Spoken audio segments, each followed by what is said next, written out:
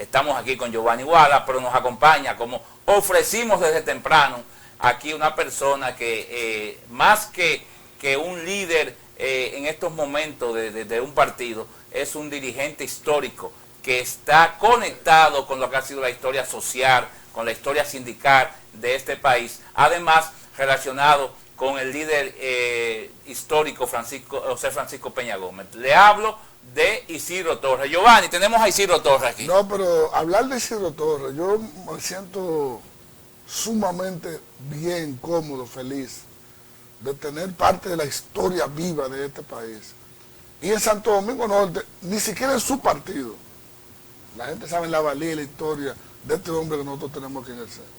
Buenos días, Isidro. Isidro Torres es un hombre, ¿cómo estás? Isidro Torres es un hombre que en los momentos más álgidos de este país, en los funestos 12 años de Balaguer, estuvo incluido en la lucha por la patria, un hombre que paraba el país, un hombre que nunca se vendió, un hombre que estuvo al frente del cañón. Luego en ese acuerdo histórico con el doctor Peña Gómez, hay una foto histórica por ahí que hace como 3 meses se la comentaba, que la vi, que está en él, está Ramón Almanzar, y está un grupo junto con el doctor José Francisco Peña Gómez. Háblanos de eso, Isidro, antes de que entremos en la política, en los CPC, ¿Cómo no? Gracias. de esa lucha, cómo tú llegaste al PRD, gracias, esos momentos de batalla, háblanos un poco de eso. Dilectos amigos, yo feliz de estar entre el medio de dos comunicadores independientes, objetivos, y también en un canal que es propiedad también de una persona que también es independiente, ¿verdad? Pero yo quise venir, ¿verdad? Con mi camisa un poco identificada como parte del equilibrio. De manera que yo feliz de estar con usted y poder compartir algunos de los temas. Eso habla muy bien del dueño del canal. Que nosotros estemos aquí habla muy bien del dueño del canal. René y yo hemos llevado una vida bilateral muy armónica. Es que es difícil no llevarse bien con René. Sí, esa es la verdad.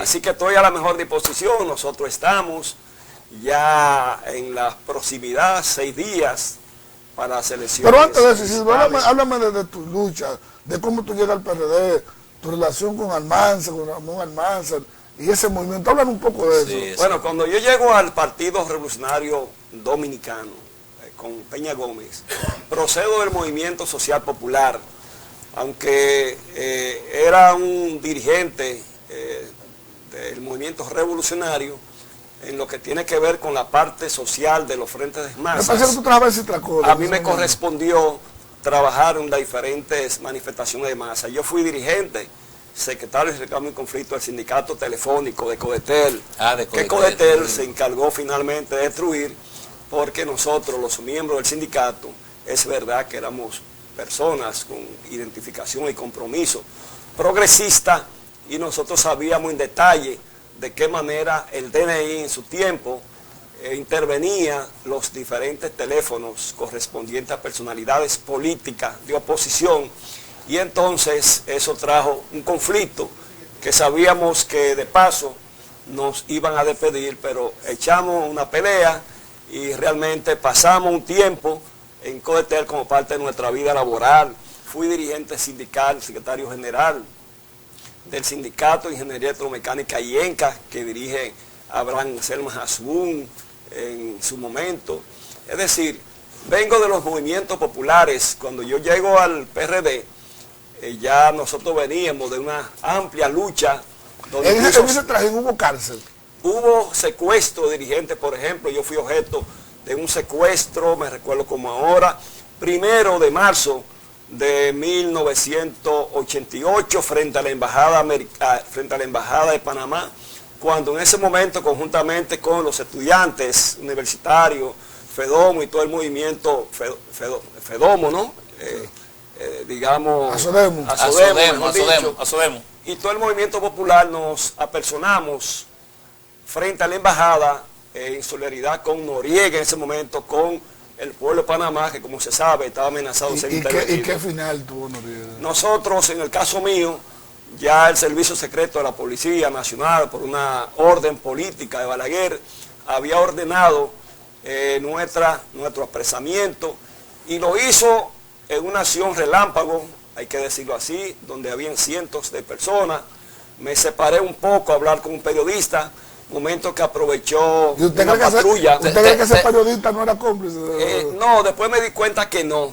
Me di cuenta que no. Te descuidaste, te descuidaste. Pero qué coincidencia, Entonces ellos en una acción relámpago, eran 4 vehículos. Cuando yo vine a ver, pues le pregunté, ¿ustedes son de la policía? Cuando estaba en el carro.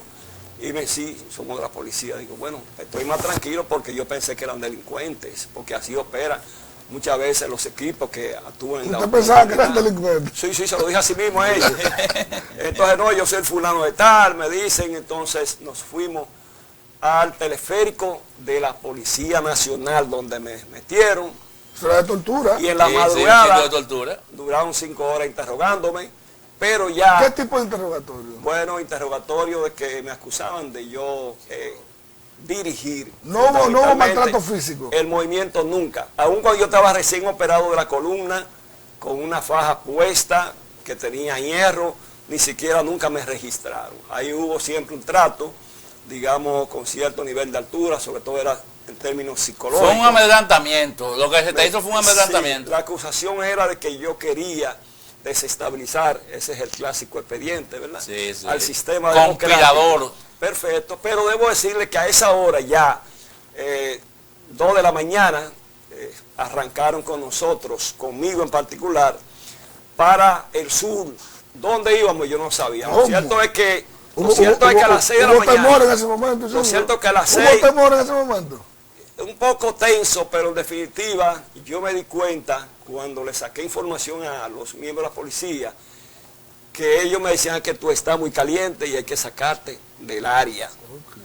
Entonces me llevaron, fue nada más y nada menos que a la celda en el año 88. 88 cuando Balaguer. Ya la cosa estaba un poco más me llevaron a la celda que se conoce como el Horno de Barahona, donde todo el tiempo la policía negó que yo estuviera preso, me la ingenié, saqué una información al día siguiente a través de un preso y un policía, eso se distribuyó en todo el país y entonces hubo un gran movimiento. Pero quiero decirle que ese movimiento social que se levantó en Barahona y que Egar, óigame esto, Egar Félix, el director de los comedores económicos, pasó a ser parte de la barra de abogados, de unos 18 abogados que de la capital y parte del sur ahí está la historia para irme a defender. Este hombre es parte de la historia. Pero quiero señalar que en vez de yo bajarme al tribunal para un recurso de habeas corpus, me sacaron de madrugada otra vez, pero para Neiva.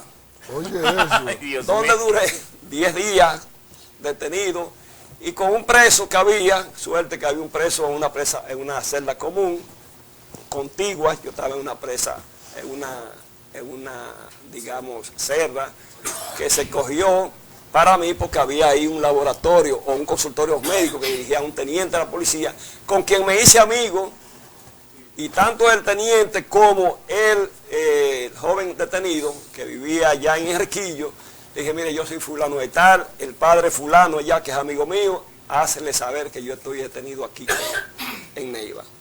Bueno, el asunto es que 10 días después fueron de la capital a buscarme y del cuartel de la policía, del Palacio General de la Policía, entonces me trasladaron aquí a La Victoria. Ya me encontré yo con varios dirigentes populares que habían sido diseminados en diferentes cárceles del país y con ellos, señores, para que vean cómo son las cosas, cuando me llevan al Palacio de Justicia, a la jueza que le corresponde conocer el expediente del Ministerio Público, nada más y nada menos que a Miriam Germán, quien me descargó, obviamente se dio en el Palacio de Justicia bajo una multitud muy grande, y realmente esa es la historia de ese proceso del movimiento popular. Pero yo fui objeto de 2 tiros, a quemarropa, siendo estudiante, dirigente estudiantil en el Liceo Juan Pablo Duarte. Yo fui objeto a los jóvenes de varios palos. Este dedo que ustedes lo ven así incurvado fue parte de la tortura que también, estando herido, a la que fui sometido. Porque en el régimen de Balaguer, aunque ya se había democratizado un poco, todavía quedaban esas manifestaciones. Bueno, en esa década se pierde Narciso, se desaparece Narciso González. Y es bueno que ustedes sepan, a propósito, que tras la desaparición de Narcisazo, que fue en medio de la crisis postelectoral del 94, entonces, una voz viva la de Narciso. Hay aquí unos personajes que están vivos, que eran parte del secuestro de 5 personas, incluyendo nosotros, porque todo el mundo sabe que el doctor Peña Gómez me designó para coordinar el movimiento popular conjuntamente con los grupos de izquierda para articular todo un movimiento social de protesta nacional en respaldo a la voluntad popular.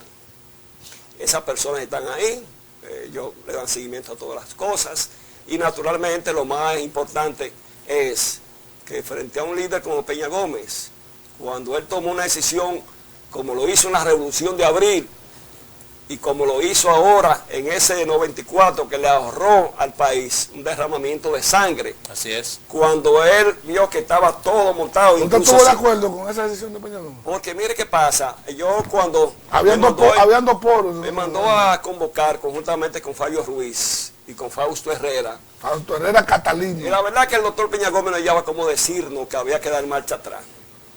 Y yo tuve la iniciativa de decir, doctor, usted es el líder de este partido, de este proceso democrático, lo que usted decida, eso se hace. Y entonces ahí nos dijo que prefería irse a las iglesias, a llamar a la votación. Pienso que Peña no quiso que se repitiera el 65. Lo que pasa, ¿sabe qué pasó? Le comento, que Peña Gómez sabía como nosotros que ya el movimiento se nos ha ido de la mano. Le comento aquí, sí, le comento aquí algo. Atención, Quilmes, esta historia. Lo hice como testimonio en un acto de celebración en el cementerio a Peña Gómez, delante de todo los dirigentes del partido. La bomba que está ahí en la proximidad donde estaba el consulado americano, esa bomba se iba a volar, eso estaba definido. Imagínense el volar esa bomba y otros objetivos que se habían planteado. Pero esa era parte del movimiento que respaldaba a Peña o del gobierno. No, lo que era pasa, anarquía. No, ahí intervino la izquierda ya, no anarquía, la izquierda radical. No anarquía, sino que por inducción, porque se había generalizado un movimiento tan grande que al doctor Peña Gómez y a nosotros mismos se nos había ido de la mano. Ya no estaba en control de Peña Gómez. Peña Gómez no quería cargar para la historia con un derramamiento de sangre que luego sus adversarios históricos, la oligarquía, los sectores de derecha, quisieran indicarlo a él como responsable de ese hecho. ¿Pero usted estuvo de acuerdo con esa decisión? Y obviamente el doctor Peña Gómez obró... Habían dos sectores, Sí, sí. Mira, un sector que lo encabezaba Milagro Ortiz-Boy y Hugo Tolentino, ¿verdad? Que estaban de acuerdo con que no se hiciera, y otro sector más radical, que era de Vicente y Tonti Rutinel Domínguez. Mire, no, déjeme decirle. El doctor Peña Gómez creó una comisión para esos menesteres. Había un oficial que correspondía a Fernando Álvarez Bogado. Estaba Rafa Gamundi Cordero. Estaba Winston Arnaud. Mi amigo Tonti lo incluyeron, pero Tonti se fue a Nueva York. Y realmente quien operamos fuimos... ¿Que se fue a Nueva York? Sí, sí, él salió... En medio de la... Tuvo que ir a Nueva York. Pero espérate. Lo que estábamos en la calle, lo que quiero decir es que quienes estábamos en la calle, realmente, éramos los representantes un poco de la base y del movimiento social. Pero eso no tiene... Tú quieres meter Isidro... Eso no tiene repercusión. Tú quieres meterlo... Eso es de soslayo. Es un asunto con Tonti. ¿Es algo personal? No. Tonti es un hombre que tiene una historia de lucha. Yo no creo que Tonti rehuyera un momento así. De igual manera. Lo que quiero significar es que el doctor ¿sabe que en ese tiempo Tontiaca estaba un poquito enferma? En ese tiempo, siempre. Lo que quiero significar es que había una comisión heterogénea. ¿Qué papel jugó Vicente en esa comisión? Vicente, en términos públicos, quienes actuaban en la coordinación social éramos nosotros. Ya en ese entonces... Vicente siempre fue un hombre de combate, estratega, pero en términos de confrontación pública... Ya ese entonces el que sacaba la cara era Isidro. Yo recuerdo que yo entraba a la universidad, en ese entonces entraba yo a la universidad y al que nosotros veíamos al frente... O sea, nosotros estamos ante un hombre que ha escrito parte de la ahora historia. Ahora sí te digo que en el barrio materno mío, barrio 24 de allanada 31 veces y que la conservo como trofeo. Pero Isidro, ¿cómo llega la cercanía? Ocurre que hay un personaje que se encargó de ubicarme en esa área. Personaje que fue asistente en su momento de un jefe de la policía, que fue padre de una exfuncionaria. Ese era un calié. Realmente ese cumplía con una labor de educación y que siempre un poco se le vinculó a la desaparición de Narcisazo. ¿Cómo? O sea, realmente Y hay un general vinculado que anda por ahí. Mire, yo digo de color rojo. Que anda por ahí hablando pendejadas. De color rojo. Anda por ahí hablando pendejadas. Un general de color rojo. Sí, de la más de la. Sí. Yo digo que mi mayor satisfacción, mire, yo digo que mi mayor satisfacción es no haber perdido la identidad social, la humildad, el comportamiento y sobre todo estar sobre la tierra. Porque la verdad que me considero, ¿verdad?, de alguna manera un privilegiado de haber sido todavía, de tener... Bueno, estar vivo todavía. El doctor Peña Gómez, un momento, ¿cómo llega el acercamiento con Peña Gómez? El doctor Peña Gómez, ante una situación, y lo puedo decir aquí en público, me manda a buscar Fello Suberví. No da. Me manda a buscar Fello Suberví, que estaba en Estados Unidos, había sido ya electo candidato a síndico como tal, en medio de la crisis postelectoral, me manda a buscar, que estaba en Estados Unidos, regresó y me dijo que pasara a las 8 de la mañana. Él me dejó mensaje en todos los lados. Cuando llegué allá encontré a doña Ibelice Trade Pérez. La historia. Sí, están los dos.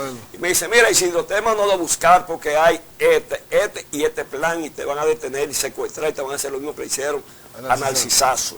Yo no sé a quién tú visitas por ahí, pero tengo la información. Digo, claro, doctor, ese es mi barrio materno y yo con frecuencia visito.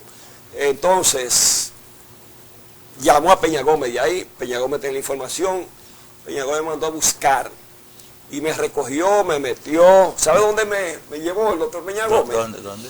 Ahí en la plaza de la esposa viuda de Pedro Bonilla. Ok. Ahí en el edificio ese. Sí. Ahí permanecimos nosotros, yo por un tiempo.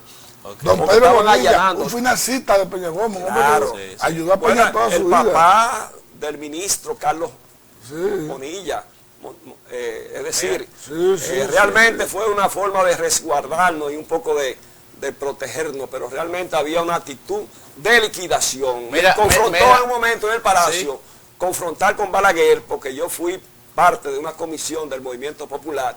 Recuerdo yo que en ese día me iba yo a juramentar como regidor, siendo del PRD, dirigiendo el movimiento ahí. Fuimos a una reunión, el comité de huelga, y allí, bueno, los periódicos lo titularon en primera página, donde Balaguer me retó a demostrar quién es por los pobres. Vamos a la pausa, pero quiero dejar una pregunta. Ustedes me provocaron. La primera es, ¿cómo es el acercamiento tuyo, el primer acercamiento de usted, José Francisco Peña Gómez, y su impresión sobre el liderazgo de José Francisco? Y después vamos a hablar de política, de política de actualidad. Vamos a la pausa.